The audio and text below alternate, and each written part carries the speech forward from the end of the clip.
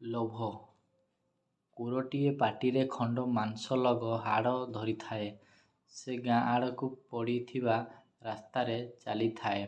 ଆରାମରେ ଲାଞ୍ଜଟିକୁ ହଲାଇ ହଲାଇ ଗୀତ ଗାଇ ବାଟ ଚାଲୁଥାଏ। ସେ ବାଟରେ ଝରଣାଟିଏ ପଡ଼ିଲା। କିନ୍ତୁ ଝରଣା ପାରି ହେବାକୁ କୌଣସି ରାସ୍ତା ନଥାଏ।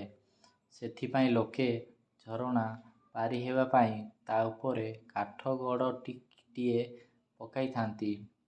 କୁକୁରଟି ତା ଉପରେ ଦେଇ ଝରଣା ପାରି ହେବାକୁ ଲାଗିଲା। ଏପଟେ ମୁଣ୍ଡ ଉପରେ ଖରା। ବହୁତ କଷ୍ଟରେ ସେ ତା ଘରକୁ ଯାଉଥାଏ। ମୁଣ୍ଡ ଉପରେ ଖରା ଥିବାରୁ ତାର ଛାଇ ଝରଣା ପାଣିରେ ପଡ଼ୁଥାଏ। କିଛି ସମୟ ପରେ ସେ ପାଣିରେ ନିଜ ଛାଇକୁ ଦେଖି ଆଉ ଗୋଟିଏ କୁକୁର ବୋଲି ଭାବିଲା। ଛାଇ କୁକୁରର ପାଟିରେ ଖଣ୍ଡେ ମାଂସଲଗା ହାଡ଼ ଥିବା ପରି ସେ ଦେଖିଲା। ତାକୁ ଦେଖି କୁକୁରର ଲୋଭ ଆସିଗଲା। ସେ ଆଉ ଖଣ୍ଡିଏ ମାଂସଲଗା ହାଡ଼ କିପରି ଖାଇବ ବୋଲି ଭାବିଲା। ଏହିପରି ହଠାତ୍ ସେ ଭୋ ଭୋ କରି ଛାଇ ଆଡ଼କୁ ଭୁକିବାକୁ ଲାଗିଲା।